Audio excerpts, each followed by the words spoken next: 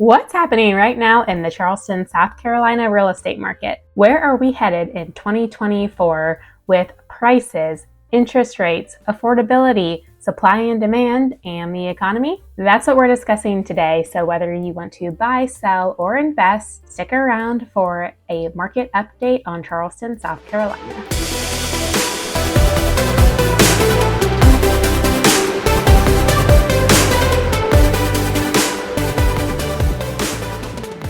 Hi, I'm Sarah. I'm a realtor here in the Charleston, South Carolina area. I am the team leader at the Elevate team at eXp Realty, and my team and I love helping people just like you make their smooth move to Charleston every single day. If we can be of service to you as well, please go ahead and contact us via one of the methods pinned below. You can call, text, email, or go ahead and set up a Zoom consultation, and we look forward to earning your business. Now, before we talk about what's coming in 2024 and some predictions for the real estate market, we need to look back and look at what happened in 2023. Real estate does not happen in a vacuum. There are a lot of factors, trends, political, economic, and social factors that all influence our real estate market. For each topic I discuss today, I will be talking about what we saw in 2023, as well as what we can predict for 2024. Now, of course, nobody has a crystal ball, and it's very hard to predict what may happen in real estate, especially given how volatile things have been the past couple of years with a lot of surprises in the real estate market. So these predictions are going to be educated guesses based on historical trends and all of the metrics that a lot of real estate experts and economists use to inform their opinions. Everything we're discussing in this market report today is specific to Charleston, South Carolina. If you are interested in other markets around the country, that's wonderful, but I don't know very much about most other markets because I'm an expert in Charleston specifically. A lot of other markets are very, very different than Charleston. So please keep in mind what I am sharing with you today is not applicable to other markets in the country. Now, with all of those disclaimers out of the way, let's go ahead and talk about our first topic, which is inventory. Inventory means the number of new homes that are hitting the market. Real estate is all about supply and demand, and inventory tells us the supply side of that equation. Typically, the lower the inventory, the more competition there is, and the more prices go up, which we call a seller's market. The higher the inventory and amount of homes available means that it's more of a buyer's market because buyers have more room to negotiate and are more in control compared to the seller. We still have overall very low inventory in South Carolina. It is considered a seller's market right now, and inventory overall was down 11% from 2022 into 2023. This means less total homes were put up for sale in 2023 than the year before. In turn, this means that the total volume, so the total number of sales that closed in 2023 were also down year over year by 15.6%. Why is this? Why is there a lack of inventory? Why is it still being constrained? Over the COVID years, 2020, 21, and the first half of 2022, we saw a huge constraint of inventory, the lowest amount of supply that we'd seen historically. It has inched up some, for sure, but it's definitely nowhere close to where it needs to be. One of the biggest reasons why this is happening is something called the lock-in effect. Did you know that 2/3 of Americans have an interest rate at or below 4%? Right now, interest rates are right around the mid to upper 6%.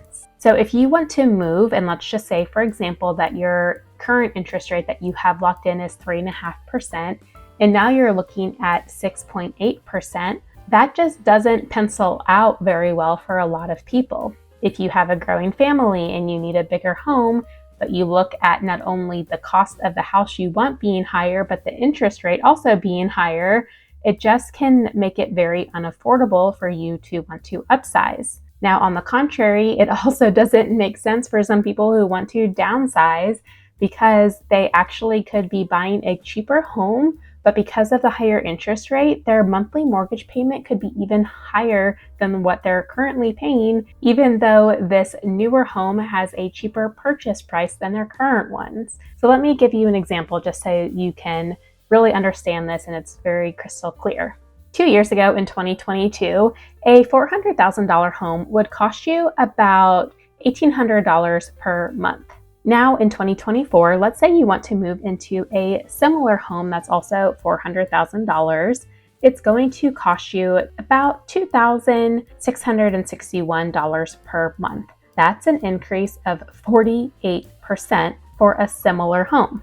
Now let's say you want to downsize in 2024 into a $300,000 home. Well, that's actually going to cost you about $2,000 a month. So your payment is still going up about 11% from $1,800 to $2,000, even though it's a cheaper house. This is the lock-in effect in a nutshell. It is not an enticing option to want to pay more for the same or even a smaller, cheaper home. This is why a lot of people are staying put right now, and it's creating this grid-locked effect. The majority of people who sold their homes in 2023 were people that really needed to sell. Some kind of situation, maybe a divorce or a job relocation or just a more urgent need. Whereas people who just would like to move, it would be better for them, but they don't absolutely have to. Those people are more kind of sitting on the sidelines waiting to see what happens. Most of them are waiting for interest rates to drop, and then it may make sense for them to move. We're going to talk more about interest rates in just a few minutes. Now, while we're still talking about supply, I want to mention new construction. In 2023, here in Charleston, new construction accounted for 50% of all sales. That's a mind-blowing number. That's 1 out of every 2 sales were new construction. In comparison, back in 2019, new home sales made up 28%. So just over 1 in 4 homes a few years ago were new construction, and now that's essentially doubled. So a lot of our supply and inventory here is coming from builders versus the individual homeowner. I actually think we're very fortunate to have that here in our area. Think about all of the people that were able to make a move into a new home that if we just didn't have any new construction available, our supply would be even more constrained and it would just be so much harder to make the move. In 2023, the top areas for new construction were Goose Creek and Moncks Corner, making up 42.7% of homes in that area being new, which is a huge figure. I think the majority of that is actually in Moncks Corner. There is a lot of new building out there.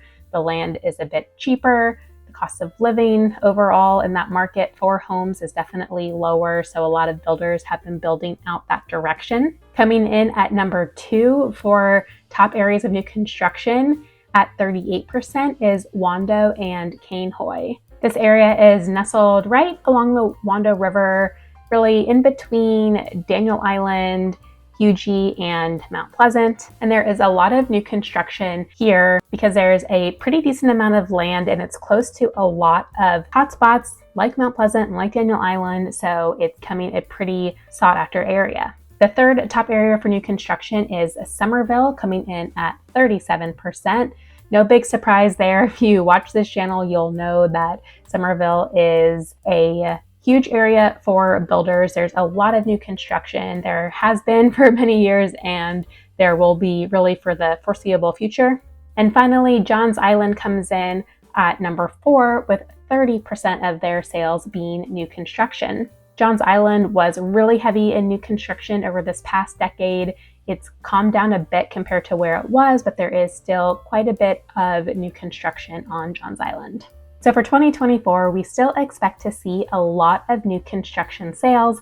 If you're interested in new construction, I have a whole playlist about new construction that you can watch if you want to get a feel for some different neighborhoods and how to navigate the new construction process. Now, what about overall inventory? What are people predicting for the supply levels in 2024? Most people believe that the Charleston area will continue to see similar levels of inventory into 2024 as we currently have. It's roughly about 2,500 homes currently for sale in our MLS, and we believe that sales activity will stabilize with either flat or relatively small positive growth.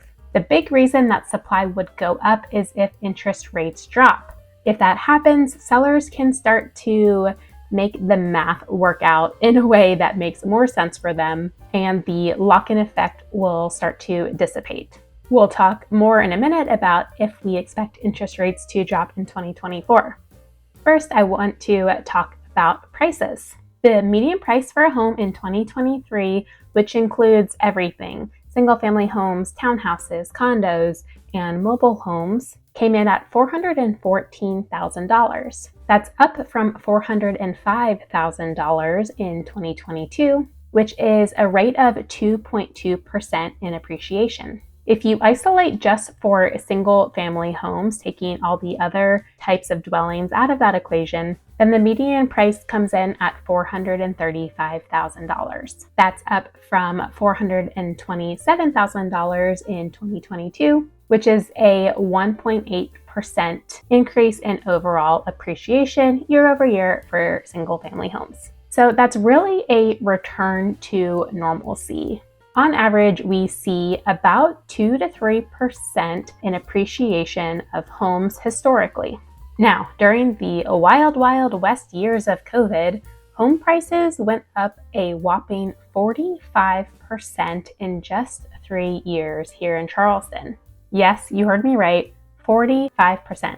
That's crazy. Now that's overall in our area across a few different counties. If you just look at Charleston County, over the last 5 years, home prices have gone up 62%.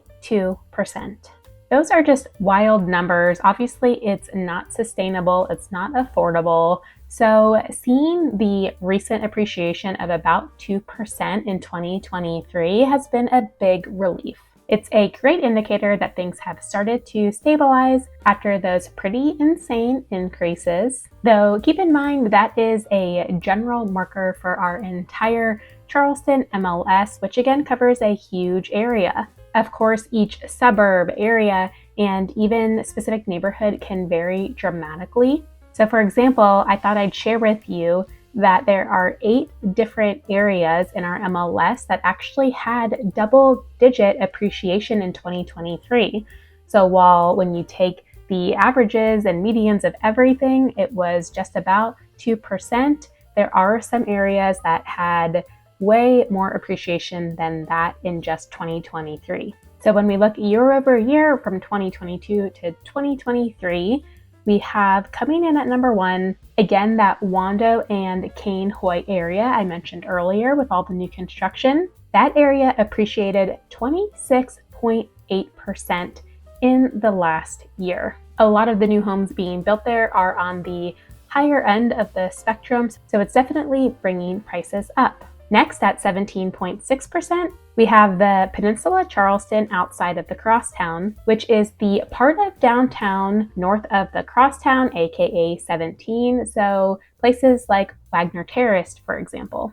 There's a lot of hotspot neighborhoods all around Hampton Park in this part of downtown Charleston, so it's not a huge surprise that this area is continuing to appreciate at higher levels than other parts of town. Coming in at 15.9% year-over-year appreciation, we have Edisto Island, then Isle of Palms at 14.2%. Next, we have West Ashley outside of 526, which means the further western part of West Ashley, which came in at 13.7% year-over-year appreciation. Then we have the Peninsula Charleston inside the Crosstown, which is the southern part of 17 downtown, which is the French Quarter, the Battery, a lot of the places that people think of when they think of downtown Charleston. That area had a 12.9% appreciation.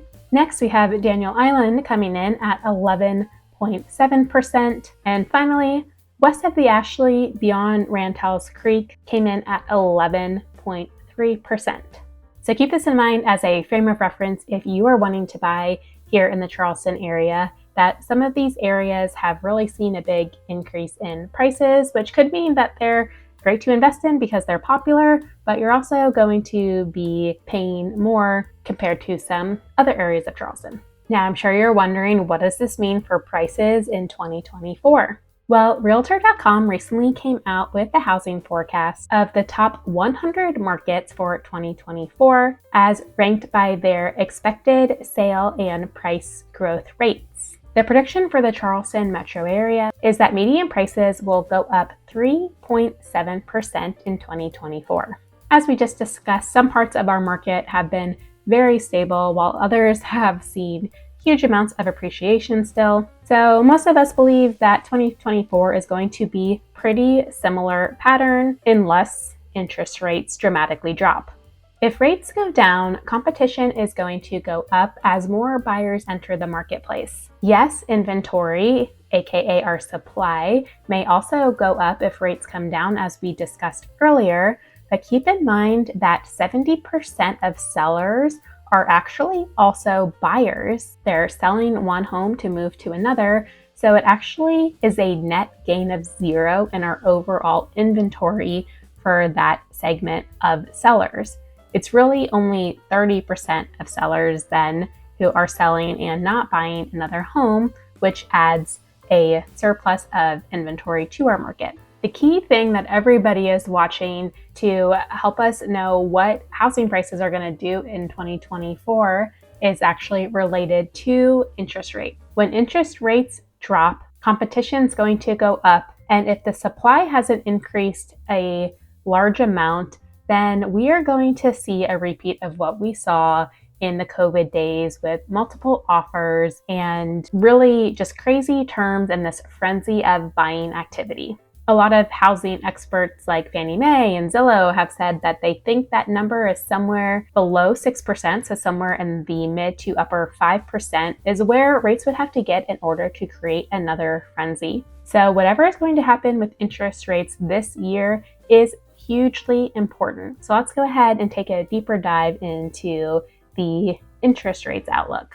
First, if you follow real estate at all, then it is no surprise that higher interest rates and inflation really took their toll on purchasing power in 2023. Mortgage rates for a 30-year fixed mortgage peaked at just over 8% in October of 2023, before falling almost 18% to 7-month lows to finish the year. Right now, we're in about the mid to upper 6% range, depending on the type of loan and your personal credit score, debt to income ratio, and all that good stuff that goes into your personal interest rate quote.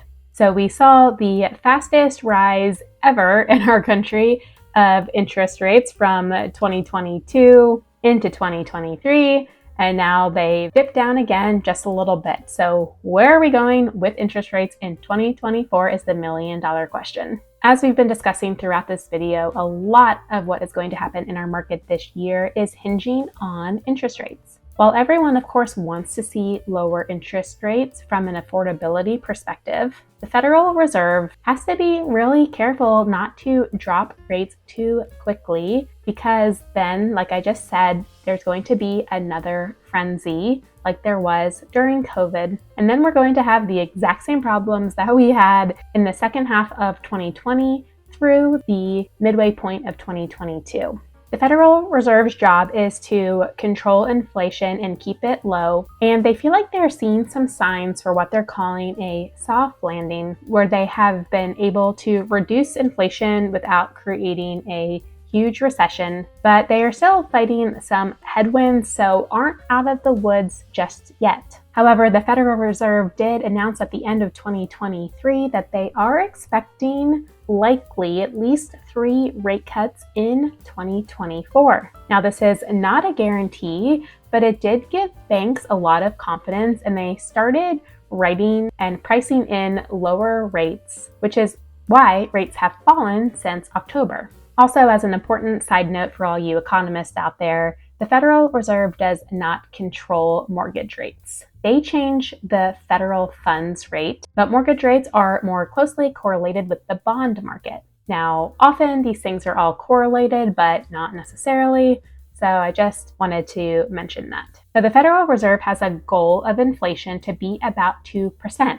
Last I checked, it was about 3.4%, which is down from its high of 9.1% in the summer of 2022, which is when they started to raise rates. There's actually some more data coming out this week and an important Fed meeting. So we'll see what they have to say and what indicators they're giving as far as rate drops. If inflation doesn't continue its downward trajectory, then they may leave rates higher for longer, which will continue to keep the housing market and economy relatively slow.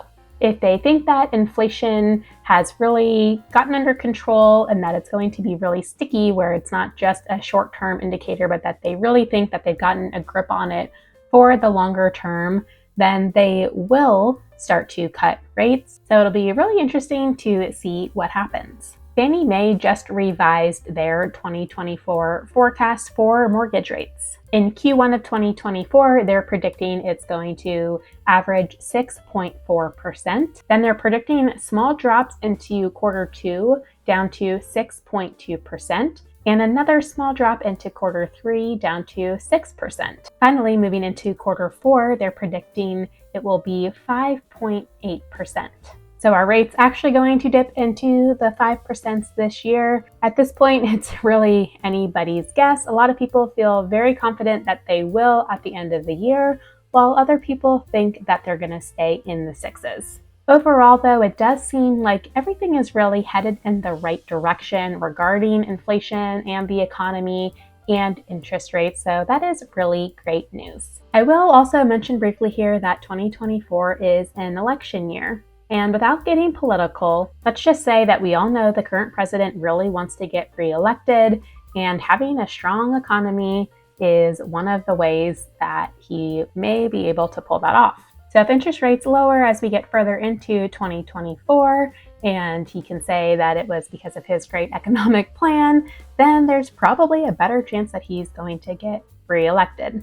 Now, the Federal Reserve and the president are not supposed to be directly correlated. He's not supposed to have control over the Federal Reserve, but, well, let's just say a lot of us have kind of lost some faith in the government and their power, so a lot of people tend to think that the president has more sway in interest rates than we would like to believe. I'm not here to make any bold claims about that or to convince you of anything or even give you an opinion. I'm just relaying to you what a lot of people out in the industry are talking about and some of the potential hypotheses. Finally, let's talk about one more variable that is very important when it comes to housing, which is housing demand.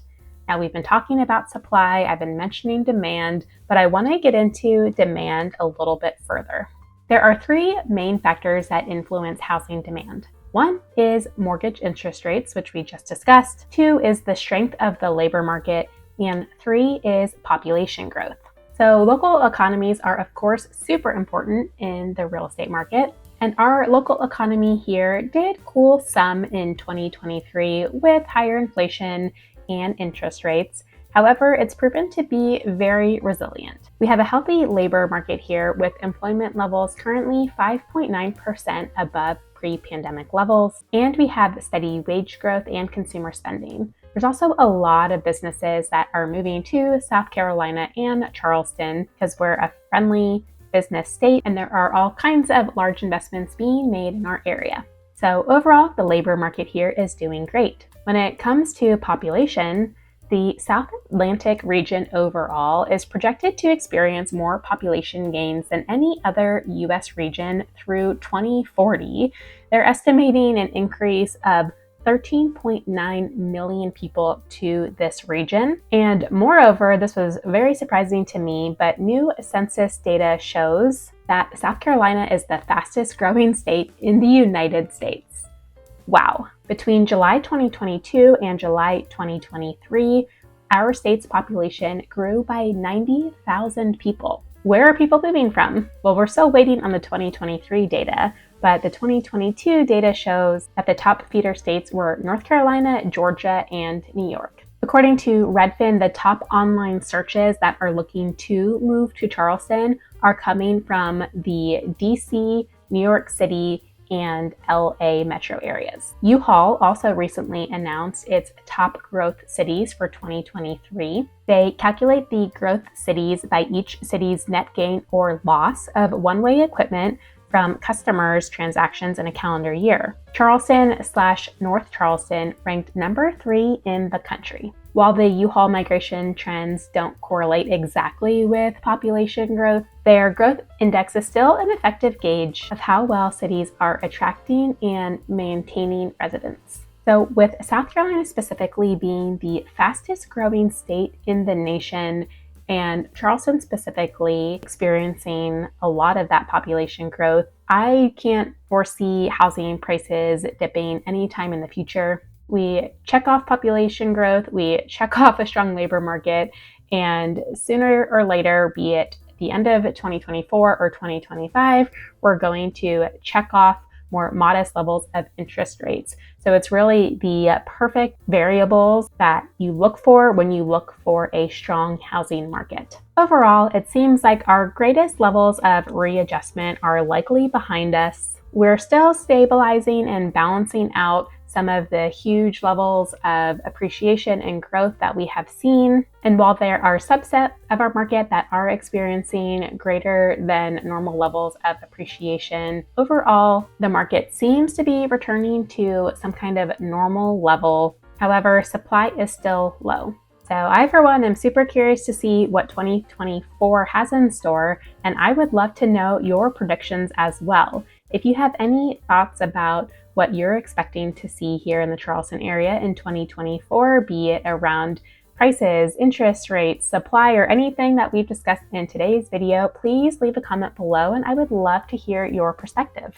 If you like this video, you may also like this one I recorded not long ago called "Is Now a Good Time to Buy?" If you are a buyer considering buying, I would definitely recommend checking out that video, and I have plenty more on the channel to help you with your buying or selling needs. If you found this video helpful, please give it a like and subscribe to the channel so that you can be the first one to know about all things Charleston. P.S. If you want to be a Charleston insider, go ahead and subscribe to our weekly free newsletter. Every Thursday, you'll get an email with all things Charleston. It will have a calendar of upcoming events, spotlights of local businesses, and things happening around town, as well as housing and economic updates, and so much more. So if you're interested in the Charleston area, go ahead, go to the link below in the description and sign up for the weekly newsletters. I promise I will never spam you, and you can unsubscribe at any time.